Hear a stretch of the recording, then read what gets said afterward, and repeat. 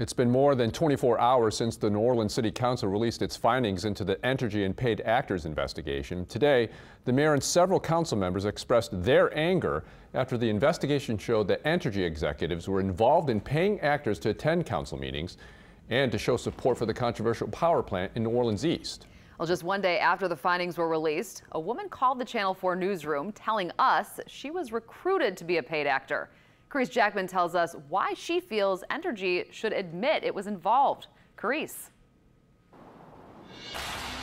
That is absolutely right, Natalie. Now, this woman we spoke with tonight says she usually has no problem taking gigs, but this particular one, she says she questioned from the very beginning.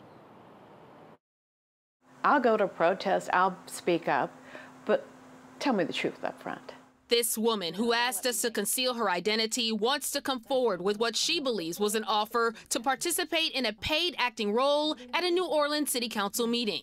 The woman works as a background actress. Last October, the woman received a notice for a job by a man named Garrett. And I said, okay, I'll bite. He apparently told the actress he was looking for people to sit in on a city council meeting to decide on a proposal for an additional turbine on a local power plant. We just need a few people to fill in an audience. That was the basic premise. She submitted her resume. The job also offered her free pizza and a round of drinks when it's over, where she'll be paid $60 in cash for a non-speaking role. The actress immediately questioned the opportunity. And it came up that they're trying to stuff a council chamber. I declined. I didn't want to be any part of that. It's not until she watched our broadcast about the latest findings about the Entergy paid actor controversy that she put two and two together. I said, no, there's the connection. Though the non-disclosure agreement and the solicitor never mentioned Entergy, this newly released independent report states the Hawthorne Group used a subcontractor named Crowds on Demand to hire 60 actors to attend the public meeting on October 16th. The woman received her offer less than a week before that same meeting.